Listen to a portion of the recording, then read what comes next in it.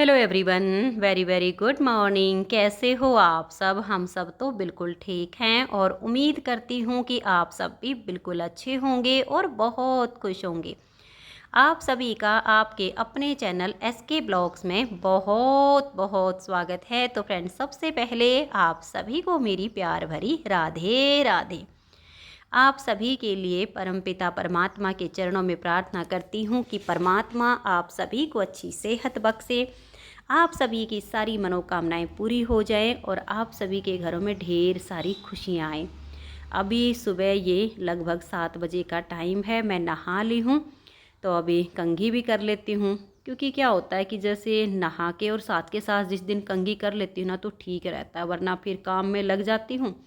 फिर दिन में तो बस आलस ही हो जाता है। कभी कभी तो फिर अगले दिन ही कंघी होती ही नहीं है। कुछ ही मेरा ये होता है, मैं हमेशा चोटी बना के रखती हूँ ना बालों की, तो बाल बिखरते तो नहीं हैं लेकिन चोटी थोड़ी सी ढीली हो जाती है और वो बाल उखड़े उखड़े से होते हैं तो वो थोड़े अच्छे नहीं लगते। लेकिन रोज़ जब कंघी हो के और चोटी हो जाती है ना तो खुद को भी थोड़ा सा अच्छा फील होता है।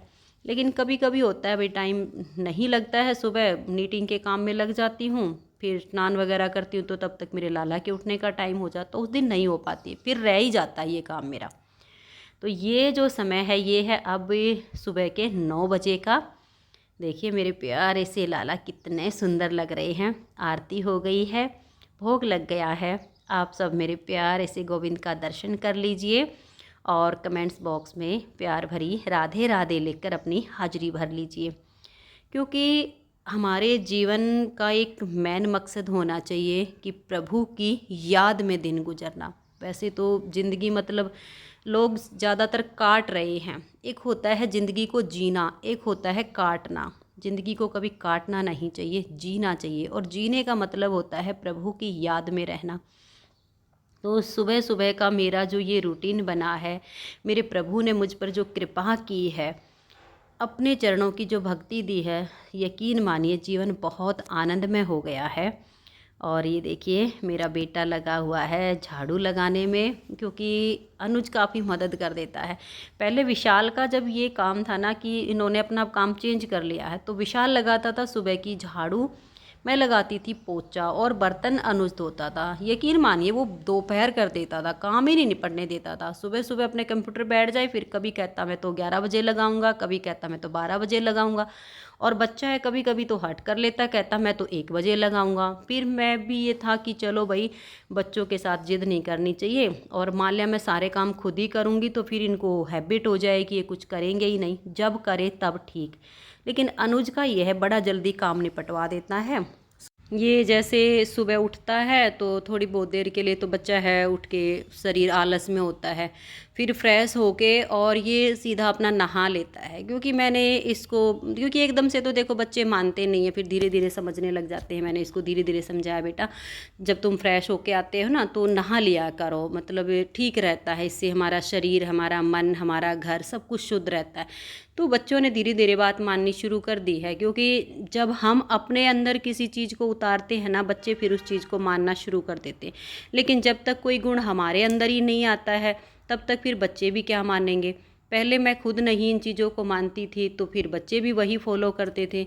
लेकिन जब प्रभु ने मुझ पर कृपा की और मेरे अंदर इतना बदलाव आया तो मुझे देखकर बच्चे भी बात मानने लग गए हैं। तो फिर ये फ्रेश होके और अपना नहा लेता है। फिर मैं जैसे लाला को भोग लगाती हूँ तो ये प्रसाद पा लेता है। उसके बाद फिर ये अपना लग जाता है साफ़ सफाई में। मैं तब तक थोड़े बहुत जो रसोई के काम होती हैं इनको संभाल लेती हूँ, इसकी लग जाती है झाड़ू। फिर मैं रोटी बनाने से पहले ही ज़्यादातर पोछा लगा देती हूँ तो मेरा काम फिर निपटता चला जाता है। फिर रोटी राटी बना देती हूँ, बर्तन वगैरह इकट्ठे हो जाते हैं। वो बचता है काम विशाल का, वो फिर चाहे किसी भी टाइम करे, चाहे वो 12 बजे साफ़ करे, 1 बजे करे, 2 बजे करे, उसकी मर्जी। क्योंकि वो बोलता है कि मम्मी ये काम मेरा है, आप छोड़ दो, आप टेंशन ना लिया करो, काम मेरा है तो मैं खुद कर लूँगा। फिर मुझे भी ये होता है कि बच्चे जब जिस काम को खुश होके करें उसी टाइम पे वो काम बच्चों से करवा लेना चाहिए। क्योंकि जब हम बड़े हट करते हैं किसी बात के लिए और बच्चों पर प्रेशर डालते हैं, उनसे जिद करके कोई काम करवाते हैं, तो बच्चों का जो स्वभाव होता है ना वो जिद्दी हो जाता है, अड़ियल हो जाता है।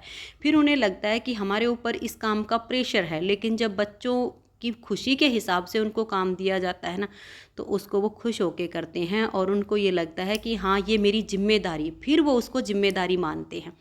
तो मैं उनको उन्हीं के हिसाब से छोड़ देती हूँ कि भाई अपना जैसा चाहे वैसे कर लो। और अभी देखिए मैं आज सुबह के खाने में बना रही हूँ घिया का रायता। तो मैंने बाकी सारी तैयारी कर ली है, अब मैं जीरा भून रही हूँ। ज़्यादा इसको काला नहीं करूँगी, गोल्डन ब्राउन जो कलर हो जाए जीरे का, ऐसा कलर करके और ये मैं रायते में डाल दूँगी। तो घिया का रायता हो जाएगा और फिर मैं साथ के साथ अपना रोटी बनाना शुरू कर दूँगी, क्योंकि रोज़ रोज़ घिया की सब्ज़ी भी खाने का मन नहीं होता है। और कभी कभी जैसे रायता बना ले या घिया के कोफ्ते बना ले, तो है तो घिया तो एक ही, लेकिन उसके स्वाद अलग अलग हो जाते हैं। तो आज मैंने दही में घिया का रायता बना लिया है और अभी सासू माँ की थाली साथ के साथ तैयार कर लूँगी, क्योंकि देखिए बड़े बुजुर्ग हैं, उनको भूख थोड़ी जल्दी लग जाती है। मैं ठाकुर जी का भोग भी बाद में लगाती हूँ। सबसे पहले जैसे गाय माता की रोटी बना देती हूँ, फिर सासू माँ की थाली तैयार करके पहले रोटी उनकी भिजवा देती हूँ कि उनको ये ना लगे कि भाई रोटी कब से बन रही हैं और मेरी थाली अब तक नहीं आई। तो मैं उनमें ही भगवान का भाव करके कि वो भी भगवान का ही रूप है और पहली थाली उनकी लगा देती हूँ। उसके बाद अगर बाई चांस जैसे मान लिया विशाल आ गया, विशाल के पापा जी आ गए, ये कहने लगे कि हमें भूख लगी, तो कोई दिक्कत नहीं है, क्योंकि भगवान भी कहते हैं कि सब में मेरा ही भाव करो। तो वो भी परमात्मा के ही सब अंश हैं। तो फिर मैं आराम से, मतलब ये नहीं होता भी जल्दबाजी में क्या भगवान को भोग लगाएं। भोग लगाना तो थोड़ा आराम से फुर्सत से बैठ के प्रभु को पवाओ, ताकि भगवान आराम से पाएँ। तो अभी तो कोई और नहीं था इस टाइम पे, तो सासू माँ की थाली तैयार कर दी है। सासू माँ की थाली भिजवा दूँगी अनुज के हाथ और फिर मैं लाला को भोग लगाऊँगी।